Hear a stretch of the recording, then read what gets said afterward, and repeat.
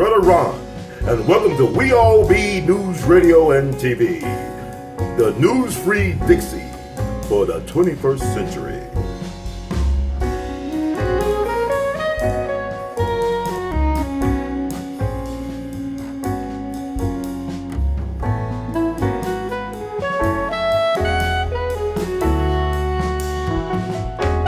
That's why ADOS is here, and it ain't going nowhere for a long time. Although, I'm sorry, we need a real woman, not somebody that looks like Play from House Party.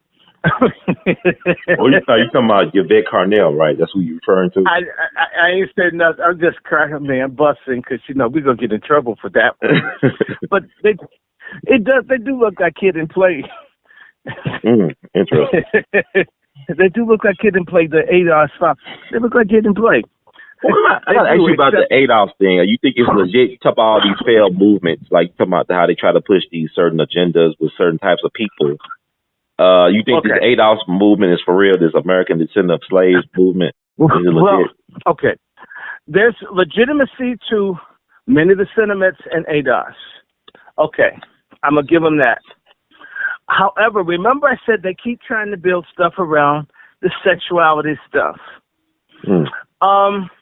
I'm not trying to get in anybody's bedroom. But like I said, I went to Howard with Yvette Carnell. I remember 22 years ago writing an article encouraging people to put black first and sexuality second. I got more hate from the Howard University student paper, of which Yvette Carnell was a staff writer. They never even had one conversation with me the whole time we were at Howard together. If they saw me, they would run or duck or get angry. Was it because I said being black was more important than being gay? Do I believe that? Absolutely.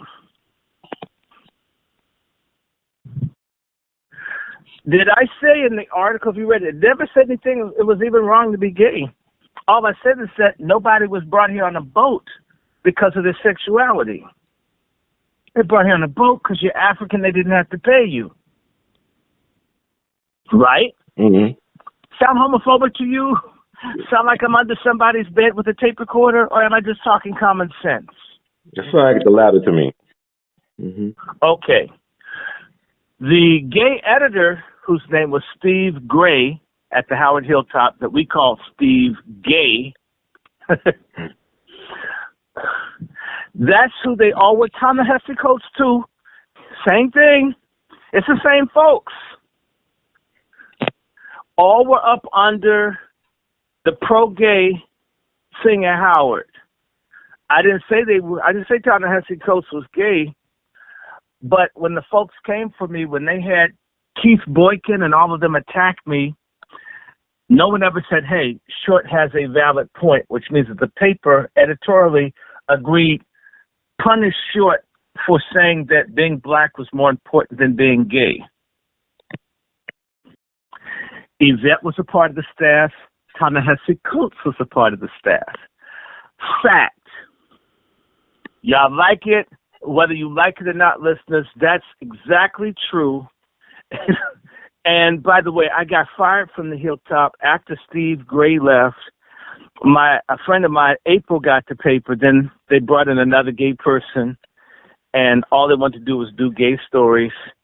And I went to the editor and said, Ken, is it possible at the nation's largest black university, can we do some black stories sometimes?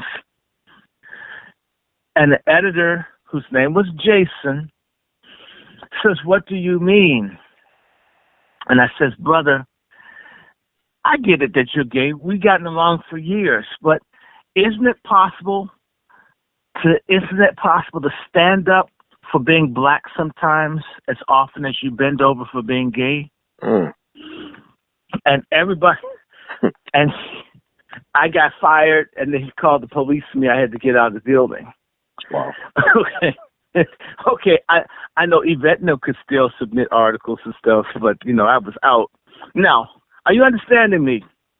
So if this goes way back, I'm talking about the 90s, right? Early 2000s. This is between 97 and 2000. And all of a sudden, I see you leading a movement later. And you're talking about black people and reparations, but you're not talking about families. You're not talking about them saying that they're going to kill live black-born babies for their brains and their organs. When they want to gut civil rights and replace it with gay stuff. And you're leading a movement and you're not also talking about the kind of people we have to be, because if we're broken, that's why you need reparations, because you've been broken and repaired. You need morality, you need ethics, you need family, you need values. Because if you give broken people who are misguided trillions of dollars, it'll go right back to the people that wrote the checks. Our communities will be covered in marijuana and crack cocaine ash and K2 ash. And we'll be worse off if you've ever seen black folks win the lottery and end up more broke after having $100 million come through their hands that they didn't know how to handle than folks who held on to their post office jobs and just kept working. Are you feeling me? Mm-hmm. I'm pro-reparations. In fact, Ta-Nehisi Coates and Yvette Carnell were never members of the Howard University in Cobra chapter. I know because I was one. Now, what's in Cobra for the people, Dr. Short, who might not understand? Oh my God, I don't know. You know, it's a national something for reparations. Forgive me for not remembering. It's in Cobra. People that know about reparations do, you know, some black folks don't have the right to be this stupid, Ron. That you have to explain everything. In Cobra, look the shit up. Right. I agree. But also people don't know, like, they think ADOS happened in a vacuum. I remember Randall Robinson growing up. I remember Randall Robinson trying to get reparations for black people. Even Johnny Cochran tried before he died. It's a whole list of people. No, they killed Johnny Cochran. They killed my cousin Arthur Ashe. They killed people that were talking about reparations and justice and anti. They bumped them off. Ronald Brown, they killed him. He's for reparations. I'm not knocking ADOS. I'm only trying to say to you, isn't it interesting that I was writing about reparations in Howard University's student paper 20 plus years ago, and one of the people that's pushing it now, they act like they came up with this idea. No, you didn't. No, you didn't. And Claude Anderson isn't the only person that was talking about black empowerment. I'm not knocking Claude Anderson. Thank God for him. So Yvette and the other brother, by the way, he went to school with my best friend in L.A., and everybody knows the dude can't string two ideas together. Just listen to him. And he's kind of weak. You're talking about Tone Talks, right? Tone Talks, the guy that knows. I mean, he's like Charlie McCarthy, and she's Victor Bergen. She does all the talking. I mean, she's like the ventriloquist. He's the talking dummy. But he's a lawyer, though, right? I mean, he's a lawyer. Correct. I don't care. There are a lot of dumbass lawyers out here. Okay. A lot of cowardly black lawyers out here. And in fact, how are you going to take this on by yourselves if you're not truly organizing and meeting with people? Now, I'm going to ask you a question because this thing really intrigued me. Okay. There's a brother by the name of Bob Brown from Chicago, who was a member of SNCC, the Republic of New Africa, the founder of the Chicago Black Panther Party. Go back to Chicago. He was fighting for reparations when I was at Howard. And when they have meetings about reparations, by the way, the Hilltop didn't cover it. Same people. Are you feeling me? I hear you. Okay. Couldn't get their attention, right? Okay. Bob Brown and other people have been fighting for this stuff, and you couldn't get a hearing. In fact, I'll tell you right now, talk to any person that's an activist, Brother Larry Pinckney, Sister Kalia Clark, folk who've been out here 30, 40, 50, 60 years. You can't just walk up on a campus and get to talk to people. You know that's true. How does ADOS get to go all over to the campuses And they would never invite someone like you or me on campus to speak. In fact, we don't have a following, and we're probably not as radical as they are. You know why? What? There's got to be some leftist, gay, or Zionist-type connection that gets you through, because you cannot push too hard on black stuff unless they own you or control you. They shut you down very quickly. You and I both know. Just take me. I could put one joke up on Facebook and be down for 30 days. Right. You mean y'all could talk about black folks and do that, and they don't stop you? They let your videos go through. Don't your videos? They mess with yours. Right. They don't tell you your numbers. Why are Tariq Nasheeds and these other people able to do so much better than others? Oftentimes, when people have better content, some people are favored. Why are some people allowed to be on Twitter? And me, if I posted too much on Twitter, I'd get a note that I couldn't post for a day, even if I only put up news things. But other folks have hashtags and everything else. Mm-hmm. And they don't get, I mean, I'm not picking, but I'm just taking people like Sean King, or as I call him, Talcum X. These people, they get to go and talk about and do as much as they want without any restriction. You try, am I lying to you? You try the same thing and see how fast they tell you contacted too many of your own friends. Right. Yep. And your social media. You can't do that. Well, who runs that? Not the Nation of Islam, right? Not the Urban League. So what relationship do certain people have with the intelligence community or whoever it is that gives them the kind of flexibility that other people have who have a farce? You know, I don't have 100,000 people following. Maybe I don't need them. But you mean I'm not allowed to talk to my 2,000 or 3,000, but someone else gets to talk to 500,000 or millions? Why? One thing you'll notice about all of the people that get to talk to millions and millions of people, they're not against eugenics or abortion. They're pro-LGBTQ. Their range of things that they do, or they will not take a stand on openly that black folks need, that makes them safe. You see, if you're not talking about family, if you're not talking about man and woman, if you're not talking about you're not talking about marriage and monogamy and childbearing and what that means and what a masculine black man is and what a feminine black woman is, if you don't push that, they don't mind you.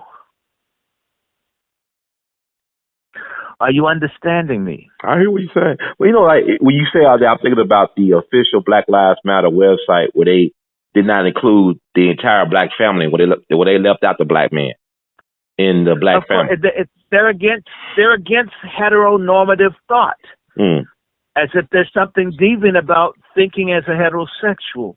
So therefore, homonormative thought. So yeah, the people that they push are anti-heteronormative thought. It ties them all together. Look, you can have all the ADOS in the world. Okay. If this Equality Act passes that gives all the rights that black people have to gays and lesbians and to pedophiles and to necrophiliacs, and they get those protections and immunities, and that thing I sent you, 2282, it will nullify black people getting reparations, brother. And any lawyer worth their salt, if that dude with Carnell was worth his salt, they'd be concerned about the legislative agenda of Nancy Pelosi and the Congressional Black Caucus. You see, what they're not dealing with this Equality Act, let me just share with you a scam, the way things are going. I went to school with another such person who, by the way, I tried to expose her and I got jumped. Rachel Dolezal went to Howard, same time as me. I told folks that fake ass white blank at the fine arts school, she's a plant. This girl is on.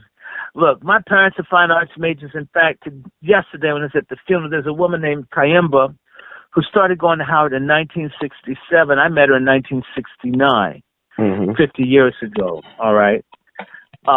Just to let you know, I've been around Howard a long time. Not that Howard's everything, but just it goes deep.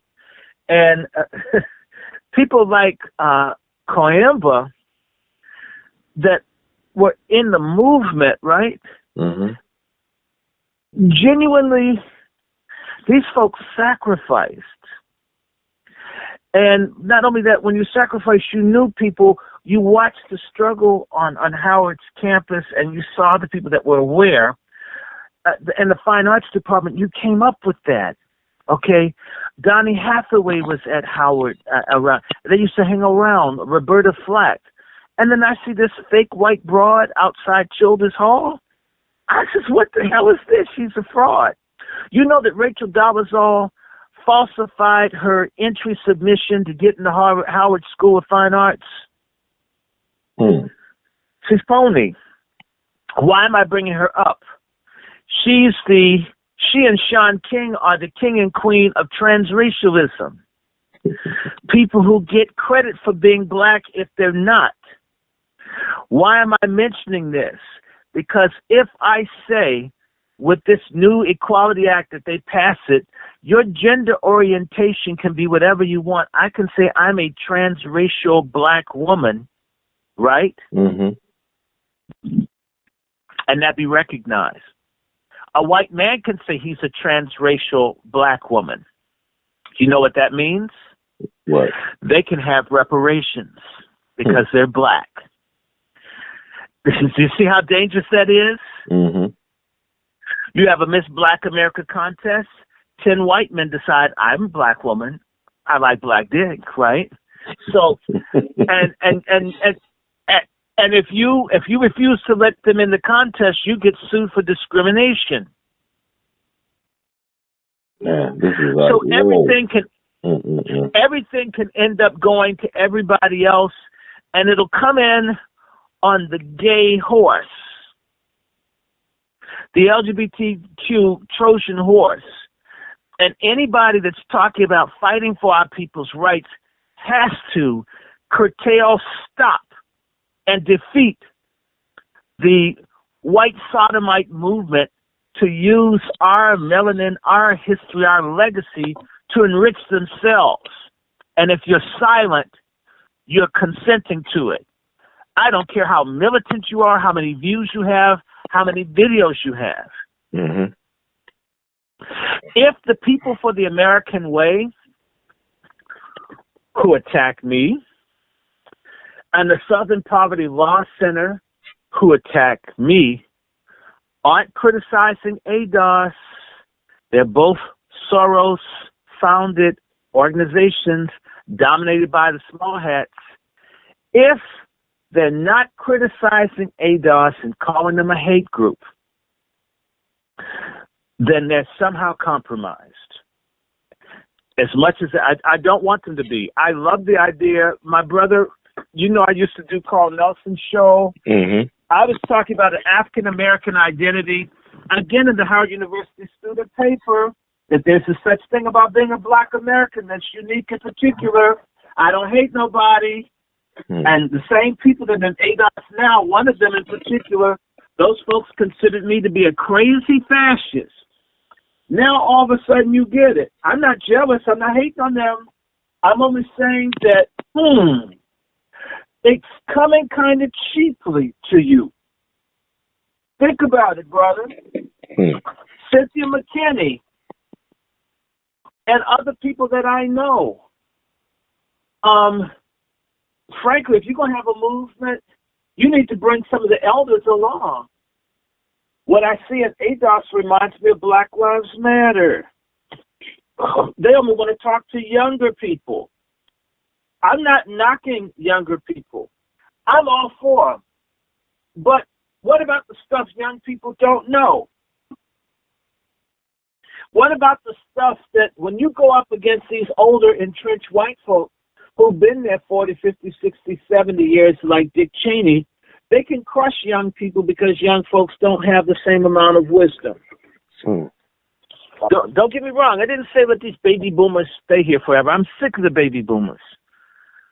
But some of us who are non-boomers, who are very different from the boomers, who are brighter than the boomers, more traveled, better educated, they've systematically, there's a scam going on where all the movements leapfrog the people my age. I'm talking about people from the age of 60 to 45 have been cut out and being able to do anything.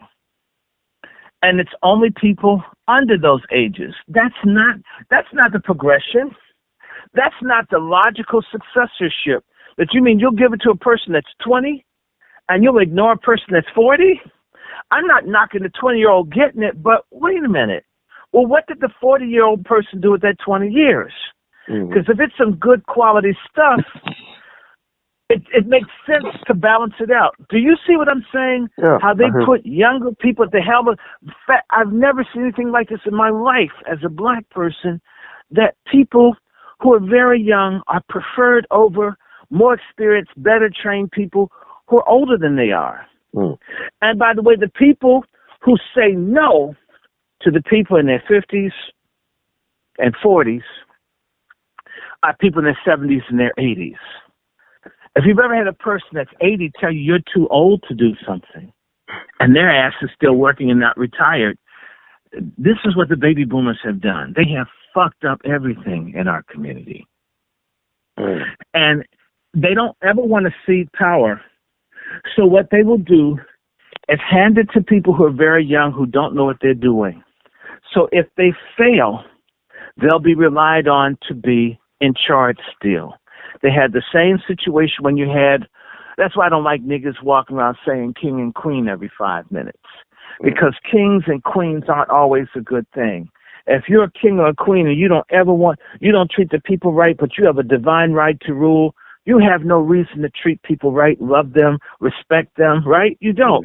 You don't have to do anything for them. Why? Because you're king. You get me? So as a result of that,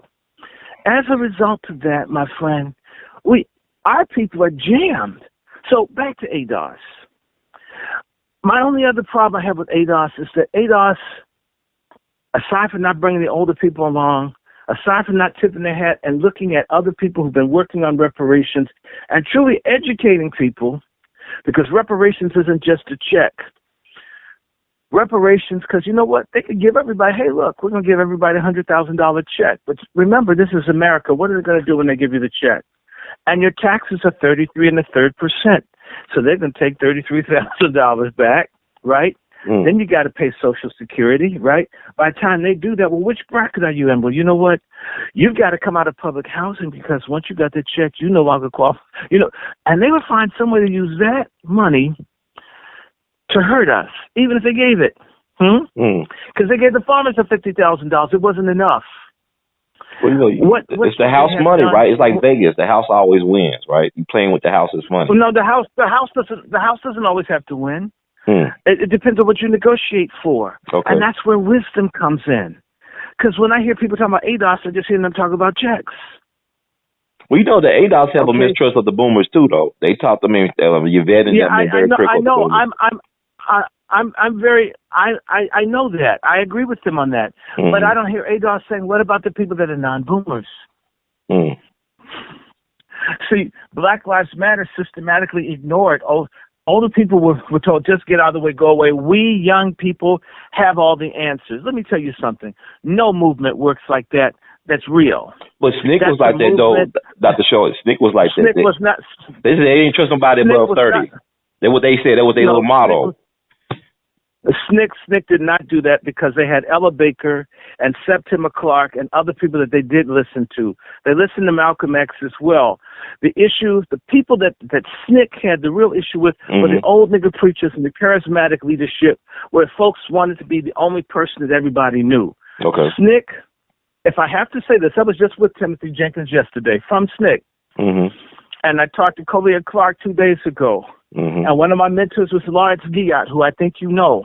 Mm-hmm.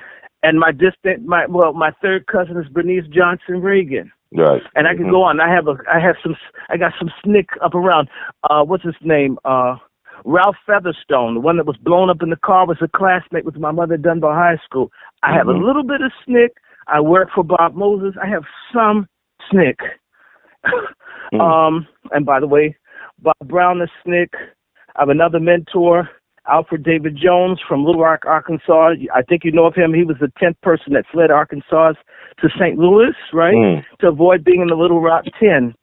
SNCC. I've had SNCC mentors and people around. All the stuff is the same. They did not want one person or just 2 or 3 persons to have all the power, but for the people to be strong, to develop the grassroots of the people. That's what SNCC wanted. So they had Ella Baker, and it was to spread the power around and to develop a leadership cadre, not just one person. James Foreman too, right? He was a little bit older, right, at the time. James Foreman was a friend of Foreman's a friend of mine. In fact, I was with a very dear friend of James Foreman yesterday, Dr. Mary Council of Green Bay, Wisconsin, a mentee of my mother. Wow. Through who I met James Farmer maybe 30 years ago. No, more than that. 35 years ago. So, and friends to him until about the point he died. So, I know a couple of SNCC people, and talking to him, it's always the same. They wanted the people to be able to lead themselves, and if they were trained leaders that the people wanted, great. They did not want charismatic leaders from outside of the region to come in and just take everything. This is what SNCC was about. Now, Black Lives Matter and all these other groups practice the very thing that SNCC hates. They come into an area and take over. They don't build up local people and make them powerful. They do not do that. And I want you to talk to my boy Paul McKinley and have him explain that they had a chapter for Black Lives Matter in Chicago that had like 3,000 members. Wow. And they couldn't get one dime from Black Lives Matter because they weren't pushing the LGBTQ agenda. If you don't push gayness, there's no money. You didn't know that. Well, you know, so you're not the feeling. Wow. Okay. But I'm giving you the fact. You have to push it or you're out. No matter how active, no matter how committed.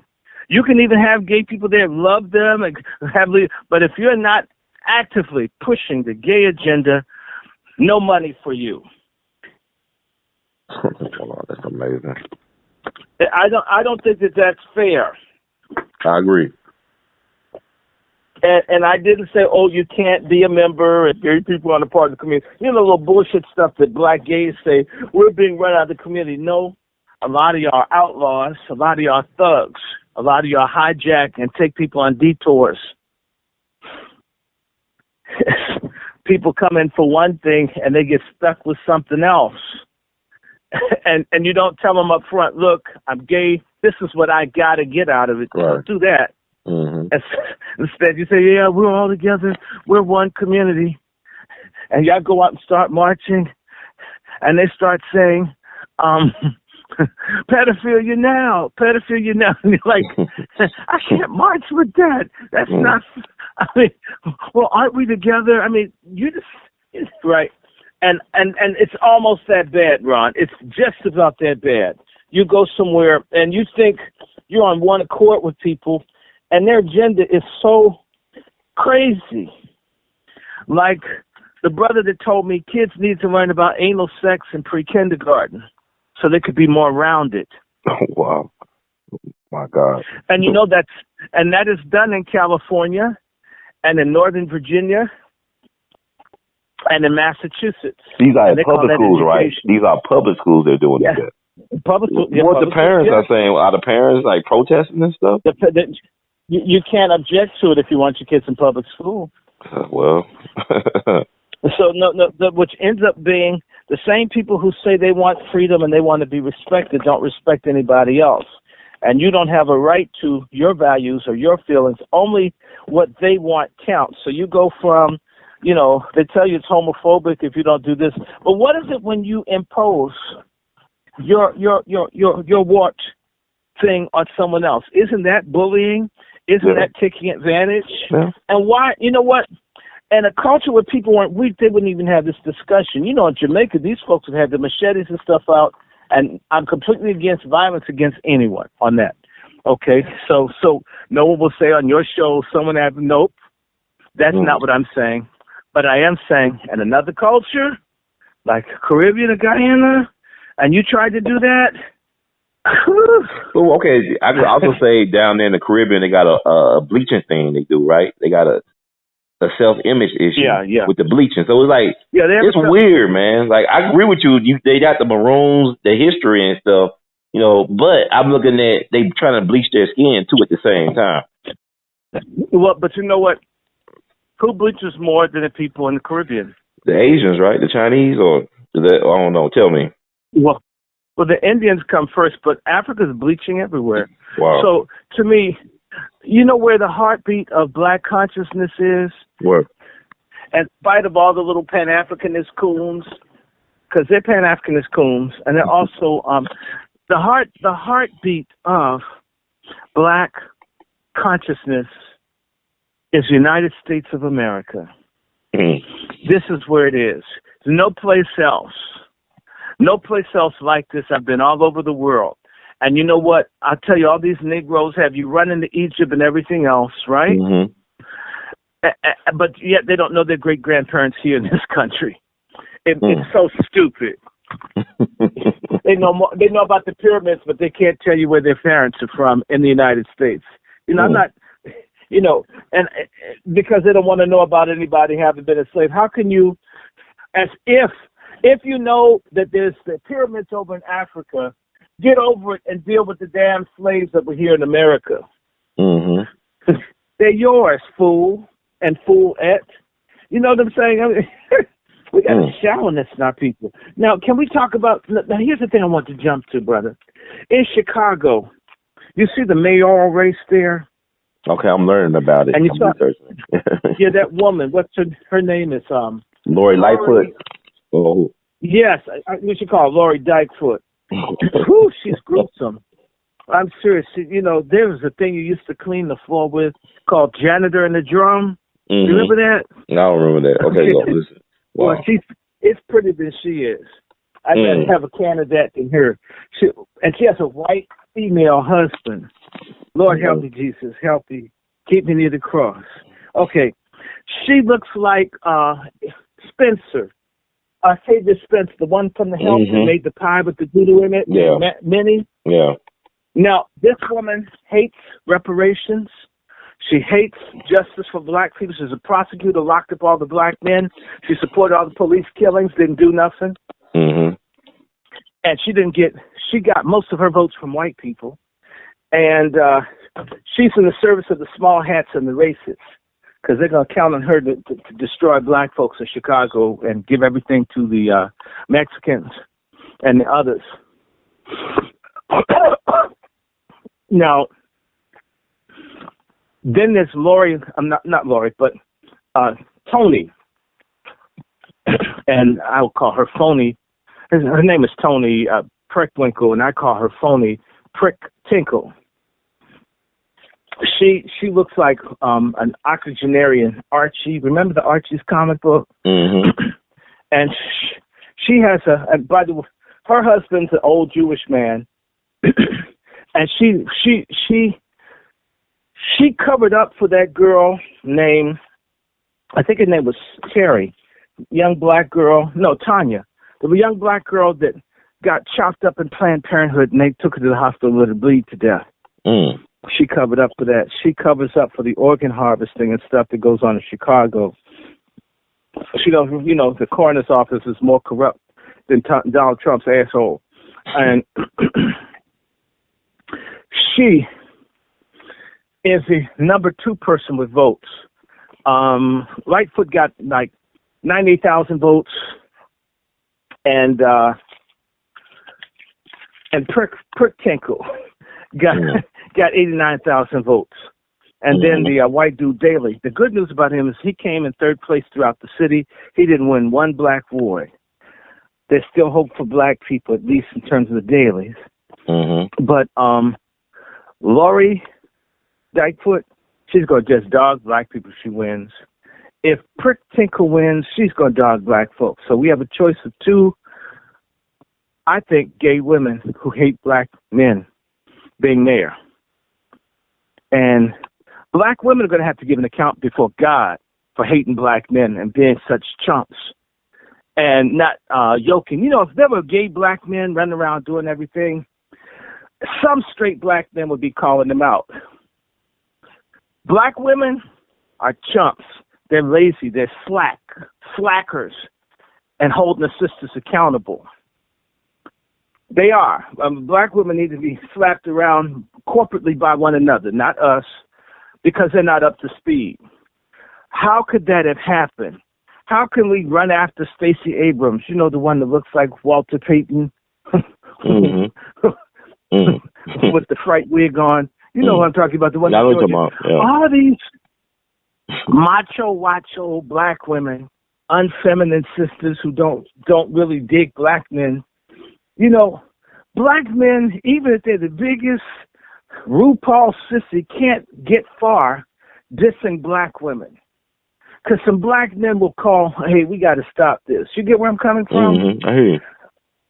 Black women don't hold up their share.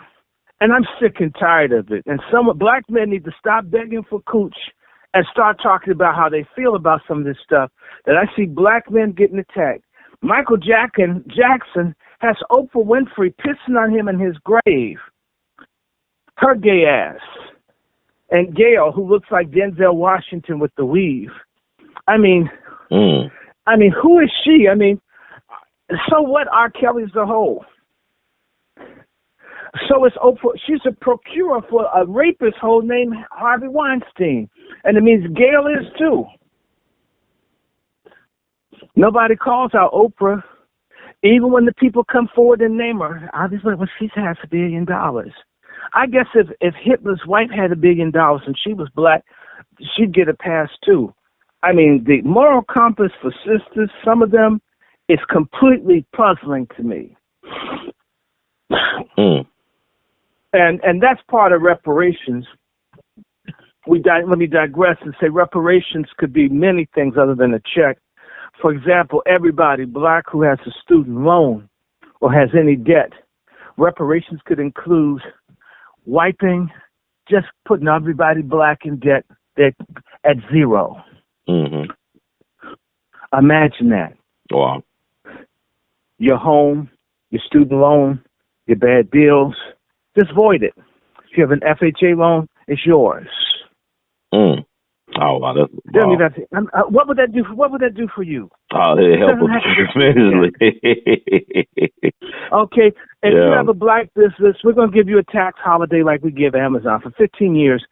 We're going to give black people 20 years to establish a business community. We're going to help them, and we're going to give you the lowest tax rate possible for 20 years.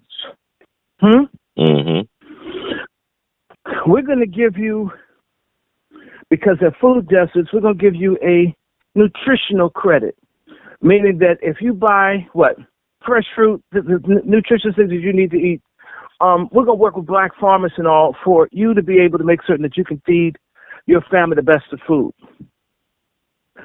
We're going to prevent Big Pharma from stopping you from using traditional herbs, Dr. Sebi and others, Queen Afua and others, to improve the health of your community. Right? Everybody's child that got any kind of mental problem as a result of getting a vaccination, they're going to get a trust fund of $1 million per child. We're going to make the companies pay for it. Or we'll put a bond. Or, what's up, selfish? This cat does not like me being on the phone with you. This cat needs prayer. Anyway, now, are you feeling me? There's so many different things that could be done. If you had a family member that was lynched, you get something for that. If your family's land got stolen, we need to have a land bank for all the people who are run off the land of the South. If one could prove that they applied for a loan to improve their farm and they couldn't get it, then there'd be some sort of credit for people to hold that land in their family. Are you understanding me? Mm-hmm. On top of that, the other thing for us would be, which ADOS doesn't deal with, ADOS gets it wrong. Everybody in my family wasn't a slave because everybody in my family wasn't an imported African. There are many people in my family that were indigenous black people, a.k.a. Indians. I want that too.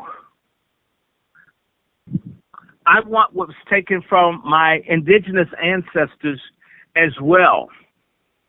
I want recognition that Indians didn't all look like these white people that I see on the Westerns on MeTV. I have a picture of my great-grandmother upstairs. She's the same complexion as you, Ron. Mm. She spoke the language of the original people in Washington, D.C. Mm. In other words, she's a black Indian. She didn't learn it from white people. And nobody from Africa taught her. Mm. You understand what I'm saying? Yes, sir. Black folks have been cheated in so many different ways. So ADOS has to be smarter. And ADOS shouldn't just demand money from America. The immigrants owe us. Yes, they do. Israel owes us. Mm. I said that? Yeah, I did. I've got some yid in me. You know that. Mm-hmm. I want that too. The Sellers family, which means money taker family, they got some money. I want a piece of it. Right? Mm-hmm. The governments of Africa, y'all giving the Chinese and Indians all these 99-year leases for land. Do some of that for us. Fix it up. But you won't get there hating the people in Africa. We can't. The other thing that ADOS is lacking is the understanding that you're going to have some co-association. Okay? I have family in Canada. I have family in Sierra Leone. I have family in Liberia. I have family in Ghana. I have family in Wales. And maybe other places, allegedly Trinidad. If we're all one family, for ADOS, does that include the people that were from the United States who got taken to Liberia, Sierra Leone, Canada, or the Caribbean? Are they due, in as much as their roots come back to the slaves that were in the United States of America? Mm. People need to remember there's a place on the northeast corner of the Dominican Republic. I believe I have family there called Samara. 1 in 10 people in the Dominican Republic have roots in black people who fled the United States and moved to the Dominican Republic following the Civil War. I don't know if you know that. You want to say that again, Dr. Short, for the people? 1 in 10 people in the Dominican Republic are descended from African Americans that fled the United States and moved to the Dominican Republic after the Civil War. Wow.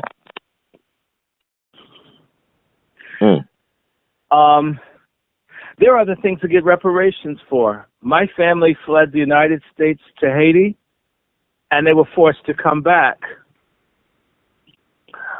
If they had property in Haiti and what was the value of what they lost due to America's involvement in the collapse of the Haitian economy, I want to get paid for that too. Not that we'll get all of this, but to just show the complexity of this, that it's more than just a check. Those of us who had people in Tuskegee and other human experimentations need to get paid. The family... Henrietta Lax's family, where they've done all the cancer research, hasn't been paid a penny. The cancer patents and all, some of that should be shared with them. Mm-hmm. Right? Mm-hmm. In addition to that, if we can prove blood relationship to some of these wealthy families, and many of us are related to some of the richest families in the country, but due to the racist laws, property couldn't be passed because the old slave code said no slave can own real property. Meaning, my brother, my cousin, who's a Dunstan, and the Dunstans are my cousins in Virginia. Dunstan may not mean anything to you, but there's a place called Dunstan Hall. Dunstan Hall is where George Washington was born.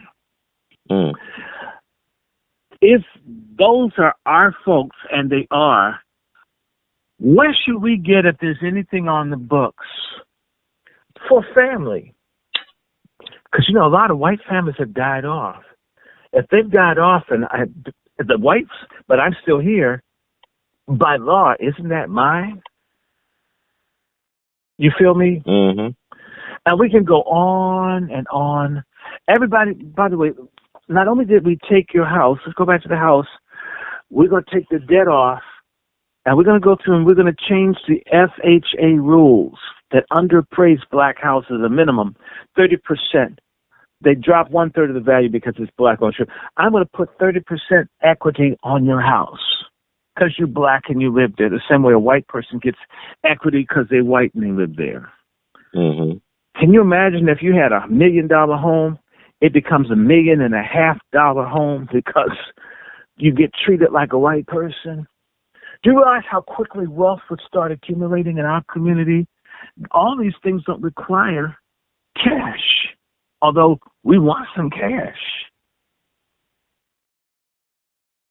Right? Mm-hmm. And I can go on and on of what all reparations is. We no longer have no one white can be a policeman in a black community, period. Mm. Things, reparations for me, it's a whole package. You can't have an Arab store in a black community. They get bought out by our Black Community Association, and we put all the Asians and others out of our community. Get the F out of my community.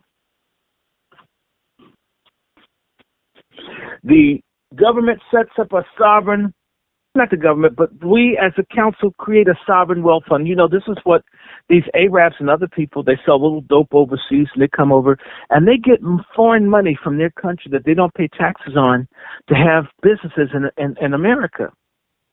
We also end that. The U.S. government can no longer allow people to use sovereign wealth funds in South Korea or Yemen to have businesses in black communities. That's outlawed. See how fast those people pack up and leave. Mm. You don't hear dummy talking about this. They talk about the disparities. I agree. What are the solutions? What are practical things that we can demand now that are realistic? That even the most racist person, whether they like it or not, would say that makes sense. They don't let people from other countries dump money in white areas and kick white people out of them. Maybe they'll get a factory, but they don't kick them out of a community, right? Mm-hmm. On top of that, a reparation could be that we no longer have immigration in this country. Not for about, say, 10, 15 years. And there's certain countries where people don't get to come here. If they have a history of racism towards black people, they're not welcome. Say goodbye to all the Indians. Say goodbye to everybody here with a jacked up attitude. Reparations would mean that all the disparities, the Title VII monies that should have gone to the black colleges and universities are retroactively invested. That means retirement monies for the old teachers and folks who worked for practically nothing to educate our kids get something in their old age. Mm-hmm. As you can see, I've been thinking about this for a while. Mm-hmm. And I know people up in Chicago again, Dr. Farid Muhammad and others, who've been fighting against the Boule people trying to get the issue of reparations out. There are lots of people. They've been fighting against some of the same people who are now supporting ADOS. Why are they doing it? I'm going to tell you why Roland Martin and them are doing it. They're doing it to take it over and to destroy it. Rollover Martin, Roly-Poly Martin, or Hey Kool-Aid, whatever you want to call them. These people from the Boule, they are enemies of the soul. In fact, that's something reparations could do.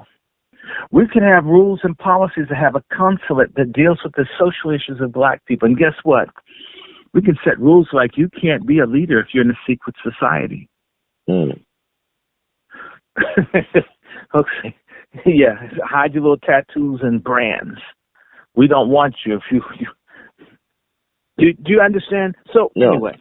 Well, you know, well, I want to ask you this. Like, they have their first conference coming up October 4th through the 5th in Kentucky, I believe. The ADOS people, I mean, I'm listening to all the stuff you're saying. It's like somebody like you should be at the table.